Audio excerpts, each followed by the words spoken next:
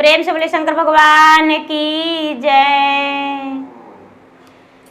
गुरु भाई बहना, किसी गांव में दो बहनें रहती थी। माता पिता के दो ही संतान थी, दो बहनें। बड़े का नाम रेवती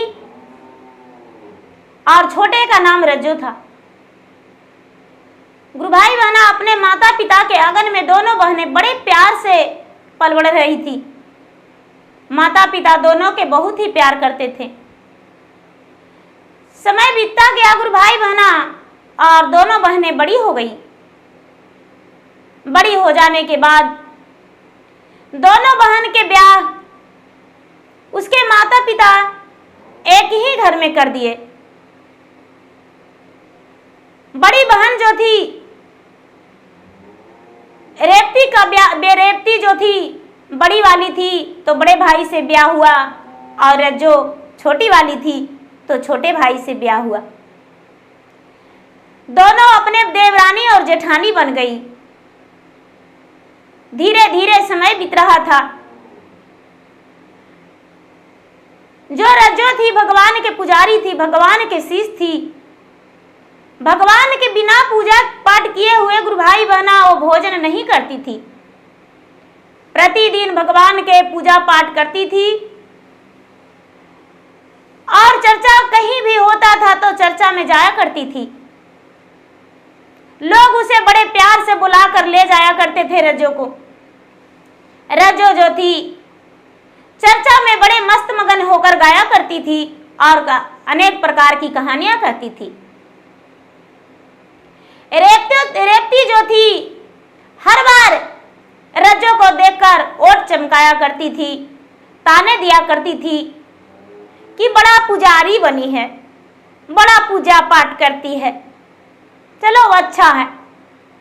समय बीता, ससुराल में भी छोटी बहन चर्चा भजन करते रह गई, पूजा पाठ, और बड़ी बहन पूजा पाठ नहीं करती थी रेवती। धीरे धीरे समय बीतने पर छोटी बहन मां बनने वाली थी। सबसे पहले ये बात अपने बड़ी बहन रेवती से बोली, दीदी बड़ी खुशी का बात है, मैं मां बनने वाली हूं। ये बात सुनकर तो रेवती सीधे मुंह से उल्टे मुंह कर ली और आग बबूले की तरह भड़कने लगी। अरे जा जा, कुत्ते बिल्ली का जन्म देगी, और क्या दे सकती है। बड़ा बाई हो मां बनने वाले की खुशखबरी सुनाने। ठीक है, अच्छा है। बेचारी रज्जो बड़ी उदास होकर बोली, दीदी भगवान की महिमा, हो सकता है मेरे ओद्र में पुत्र या पुत्री हो। चलो तुम्हारे मर्जी, जो कह लो। धीरे धीरे समय बीतता गया गुरु भाई बहना। लेकिन बड़ी वाली जो थी मां बनने वाली नहीं थी, और रज्जो का 9वां महीना बीत गया। 9वां महीना के बाद एक पुत्र जन्म लिया। रज्जो का घर में खुशियां ही खुशियां हो रहा था, फूलों का बारिश हो रहा था। घर तो दुल्हन की तरह सजाया जा रहा था। चारों तरफ दीपक जगमगा रहे थे। घर में लोग भोज भंडारे कर रहे थे, भोजन कर रहे थे। बाहरी लोग खुशी के मारे उनका पूरे परिवार उछल रहे थे। लेकिन रेवती का चेहरे पे उदासी था। रेवती तो बहुत उदास थी, जैसे कोई ऐसा घटना घटित हो गया है। धीरे धीरे समय बीतने लगा। रज्जो का बच्चा बढ़ने लगा। रज्जो का पुत्र 3 वर्ष का हो गया, और 3 वर्ष हो जाने के बाद फिर से रज्जो मां बनने वाली थी। जब मां बनने वाली थी तो रज्जो के बारे में सब कोई जाने कि रज्जो फिर से मां बनने वाली है। लेकिन रेवती का एक भी संतान नहीं। सारा लोग रेवती को ताना देने लगे कि रेवती का कोई संतान नहीं, रेवती तो बांझन है, रेवती बांझन है। सारे लोग मुंह देखकर फेरने लगे रेवती को। रेवती को सारे लोग कहने लगे कि भाई रेवती को सुबह सुबह देख लेते हैं तो पूरा दिन खराब हो जाता है। गुरु भाई बहना, अब रेवती को बाहर निकलना भी मुश्किल हो गया था।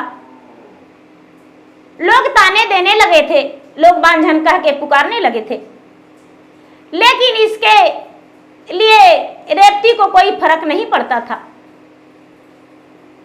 रज्जो भगवान से विनती करती थी कि भगवान मेरे बहन का भी एक संतान दे दो। धीरे धीरे समय बीतने पर रज्जो का फिर से लड़का जन्म लिया और 2 पुत्र हो गया। दोनों पुत्र को लाड प्यार से प्रतिपाल करने लगा। उसके पति और रेवती के पति भी दोनों बच्चों से बड़ी प्यार करते थे। दिखावे के लिए रेवती भी इसको बच्चे से प्यार करती थी, दिखावे के लिए, लेकिन अंदर ही अंदर उसका मन में बारंबार ही चलता था, हे भगवान कोई उपाय बता दे जिसमें इस बच्चे को मैं मार डालूं। मेरे पास और कुछ भी नहीं समझ में आ रहा है, कुछ ऐसा ज्ञान दे दो जिसमें इस बच्चे का मार दूं। गुरु भाई बहना, बार बार मन में वही चला रही थी। रेवती का बड़ा पुत्र हो गया 6 साल का और छोटा पुत्र 3 वर्ष का। एक दिन का बात है कि सुबह सुबह उठी रज्जो तो रेवती कहती है कि बड़ा लेट से उठी हो, तुम्हें कुछ पता है? रज्जो बोली, क्या बात है दीदी? अरे मैके में पिताजी बहुत जोर से बीमार हैं, बहुत जोर सीरियस हैं, उनका बचने का कोई उम्मीद नहीं। यदि जल्दी से जाओगी तो मिल लेगी, नहीं तो पिताजी से मुलाकात नहीं होगा। बेचारी रज्जो कहती है कि दीदी दोनों बच्चे सोया हुआ है, कैसे जाऊं? रेवती कहती है बच्चों को हम संभाल लेंगे, चिंता मत करो, तुम देख कर आना तो हम देखने चले जाएंगे। अब जब ऐसा बात सुनी रज्जो तो ना तो हाथ धोई ना मुंह धोई और चुपचाप अपने मायका की ओर चल दी। मायका की ओर चल दी। दोनों पति पत्नी अपने पति से बोली कि ये जी चलिए। उसको पति बैलगाड़ी चलाते थे। बैलगाड़ी पे बेचारी रज्जो बैठ गई और उसको पति जल्दी जल्दी से बैलगाड़ी चलाने लगे। बैलगाड़ी से बेचारी रज्जो अपना मैके पहुंच गई। उसके भाभी भैया माता पिता सबको देखें, कहने लगे अरे रज्जो आ गई, क्या बात है? अपने पिता को देखकर रज्जो बहुत खुश हुई कि चलो मेरे पिता तो बीमार नहीं हैं, अच्छा है। घर के अंदर गई तो कहने लगी माँ दोनों बच्चों को छोड़कर आए हैं, जल्दी जल्दी जा रहे हैं। बेचारी डर से नहीं बोली कि दीदी ने मुझे ऐसा बताई है। माँ बोली बेटी मत जाओ बेटी, घर में सिर्फ चर्चा है। आज भगवान भोलेनाथ के घर में हम बुलावा दिए हैं। घर में उनका आसन लगाकर पूरे गांव टोला मोहल्ला को बुलाकर चर्चा करवाएंगे। थोड़ा सा भोजन बनाने में हाथ बटा दो। और तुम तो जानती हो कि महादेव किस प्रकार से अपने भक्त को बुलाते हैं, इसीलिए तुम्हें यहाँ किसी रूप से ना किसी रूप से आना पड़ा, अनजाने में ही सही, लेकिन तुम चर्चा के कारण आ गई हो। रज्जो को बड़ा खुशी हुआ और रज्जो सोचती है कि चलो आज मेरे माता पिता के घर में चर्चा है तो बड़े धूमधाम से नाचेंगे गाएंगे।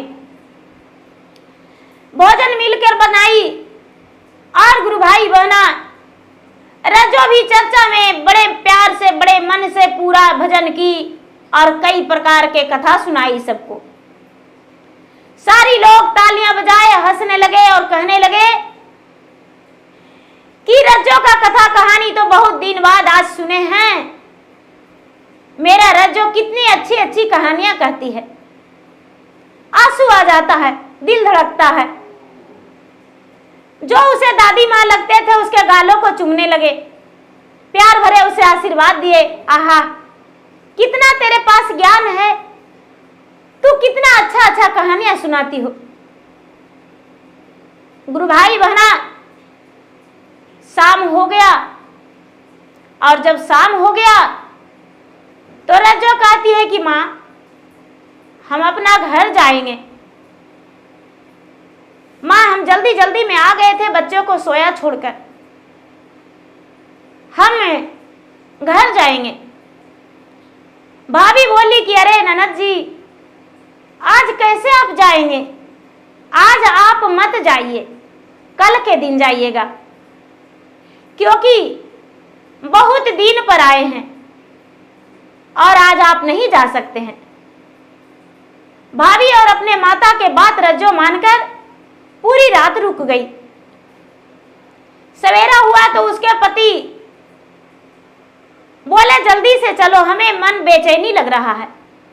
जब वहां से निकले रज्जो और रज्जो के पति, रज्जो ने बैलगाड़ी पर बैठी, रज्जो के पति बैलगाड़ी चलाने लगे। धीरे धीरे धीरे धीरे रज्जो अपना घर आ गई।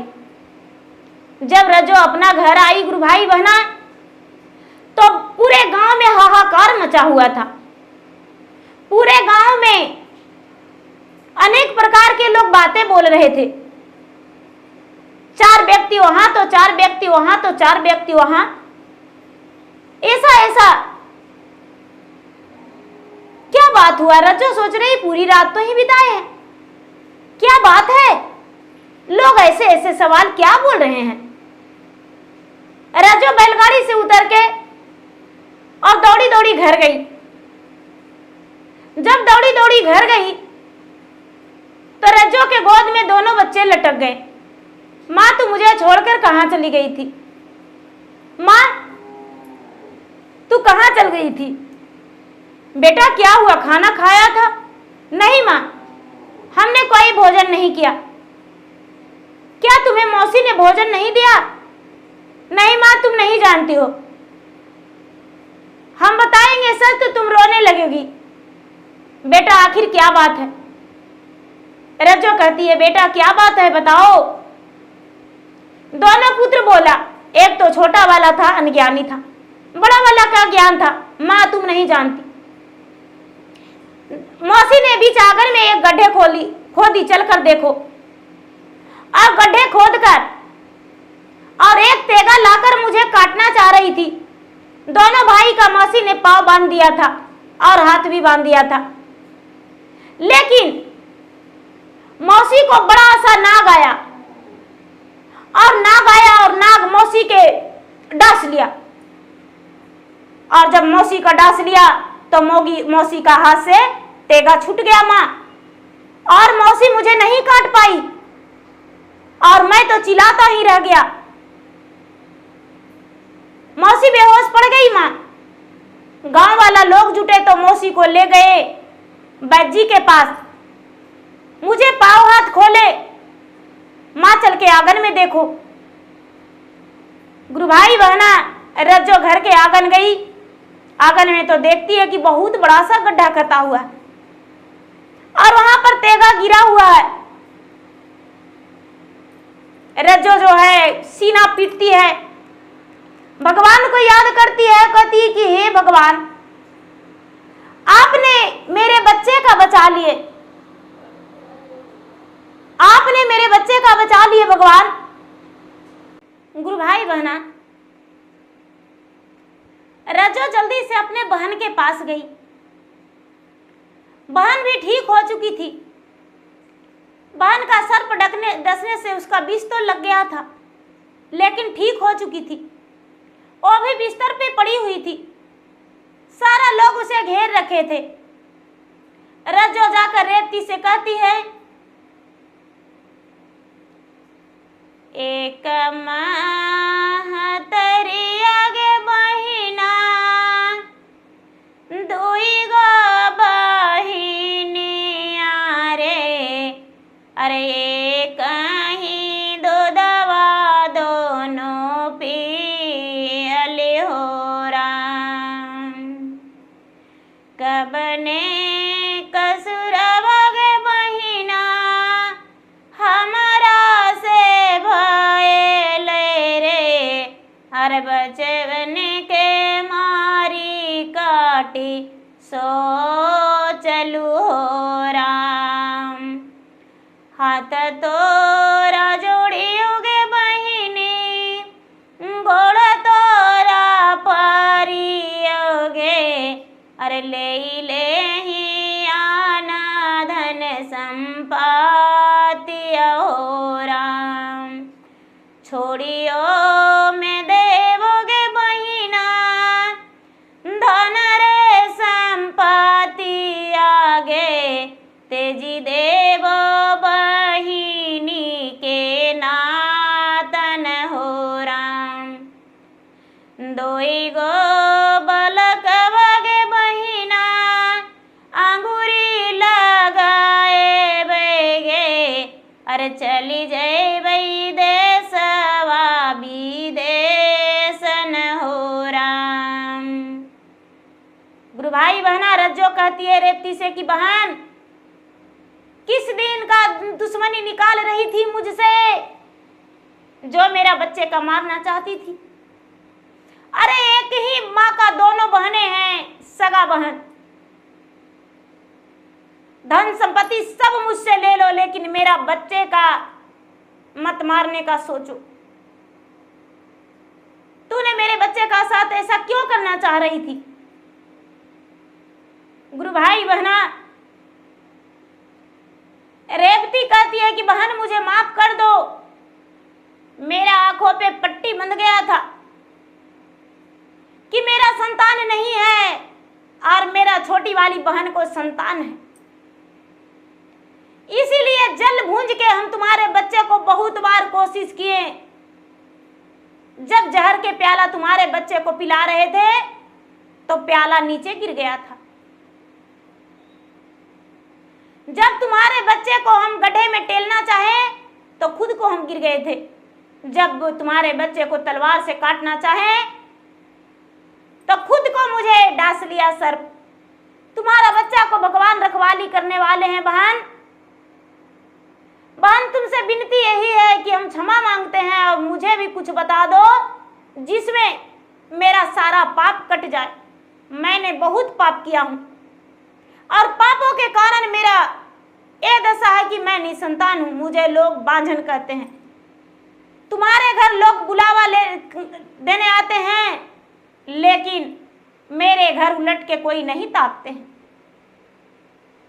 तुम्हारा बच्चा के कारण तुम्हारे आंगन में पूरा भीड़ लग गया, लेकिन मुझे सर्प डांस लिया तो मेरे पास किसी ने भी नहीं गया। गुरु भाई बहना रज्जो कहती है रेवती से कि बहन सबसे पहले ये सोच होना चाहिए कि जो जैसा करनी करते हैं वैसा ही फल मिलता है और तुम जैसा की वैसा ही मिला। रेवती बोली बहन अब हम कुछ नहीं सुनना चाहते हैं, हमें भी ज्ञान बता दो। क्या तू करती हो, कैसे पूजा पाठ करती हो? आज तक तो कोई पूजा पाठ हम नहीं किए, मुझे बता दो। कहती है कि पहले अच्छा से तुम ठीक हो जाओ, उसके बाद तुम सोचना। कहती है नहीं बहन, हम पहले ठीक नहीं होवेंगे, पहले हम भी भगवान को ध्यान करेंगे। बेचारी रज्जो बताई देखो बहन, सबसे पहले सवेरे स्नान ध्यान करके और बैठकर आसन मार के भगवान के ध्यान लगाना, भगवान से दया मांगना। हे शिव गुरु आप मेरे गुरु हैं, मैं आपका शिष्य हूं, मुझ पर दया कर दीजिए। भोले दानी देवादिदेव महादेव आप मेरे गुरु, मैं आपका शिष्य हूं, मुझ पर दया कर दीजिए। दूसरा में हे गुरु भाई बहना, मैं शिव का गुरु माना हूं, आप भी मानिए जानिए पहचानिए, लीजिए अजमाइए। और तीसरा में 108 बार नमः शिवाय जाप करना है। बहन भगवान भोलेनाथ के शरण में बेलपत्री धतूरे भांग चढ़ाना है। 1 लोटा जल उनके शिवलिंग पे गिराना है, चढ़ाना है। बाकी तुम्हारे पास यदि उन्हें भोग लगाने के लिए फल कोई मिठाई हो तो अच्छा है, नहीं तो खाली हाथ भी भगवान के नमन करेगी तो भगवान पूजा तुम्हारा स्वीकार कर लेंगे। भगवान नहीं कहते हैं कि तुम मेरे लिए घी का लड्डू लेकर आओ। भगवान कहते हैं कि अपने मन में मेरा जाप करो और तुम पे हम प्रसन्न हो जाएंगे। गुरु भाई बहना, रेवती उसी दिन से भगवान भोलेनाथ को पूजा पाठ करने लगी और जाप करने लगी। धीरे धीरे कुछ दिन के बाद, साल 2 साल बीता तो एक पुत्र रेवती का भी हो गया गुरु भाई बहना, और ये भी पुत्रवान हो गई। पूरे गांव का लोग सब कहने लगे कि देखो बहन हो तो ऐसी रज्जो की जैसी। इतना करनामा के बाद भी रज्जो हर करनामे माफ कर दिया अपना बहन को, और माफ करके और उसे चर्चा भजन में लगा दी तो उसे भी संतान हो गया। तो गुरु भाई बहना, किसी को जलने से कुछ नहीं होता है। जो भगवान कर्म में लिखते हैं वही होता है। कुछ अपना भी कर्म बनाना पड़ता है गुरु भाई बहना। दूसरा पर जलेंगे, बोलेंगे उसका 5 पुत्र कैसे हो गया, तो 5 पुत्र उसको भगवान लिखे वैसा कर्म बनाया है। उसका तो 5 जगह मकान है, तो उतना मेहनत किया तब तो उसको 5 जगह मकान हुआ। हम तो उसका मकान ही देख के चल रहे हैं गुरु भाई बहना, तो हमको कहां से उतना बड़ा मकान हो। इसीलिए भगवान सब कुछ देखते हुए पूरा करते हैं। दुखिया के दुख भी देते हैं भगवान, सुखिया के सुख भी देते हैं। तो गुरु भाई बहना, मेरा विनती यही है कि मेहनत कीजिए, आगे बढ़िएगा। जलने से कुछ नहीं होता है। तो गुरु भाई बहना, मेरा वीडियो अच्छा लगे तो मेरा वीडियो का लाइक करें, शेयर करें। चैनल पर यदि नए हैं तो चैनल का सब्सक्राइब करें, बेल आइकन घंटी को दबाएं और कमेंट बॉक्स में हर हर महादेव, ओम नमः शिवाय या तो अपना नाम लिखकर जरूर भेजें। आपका नाम को मैं भगवान के शरण में हाजिरी लगा दूंगी और आपके लिए दया मांगेंगे। हर हर महादेव, घर घर महादेव। प्रेम से बोलिए शंकर भगवान की जय।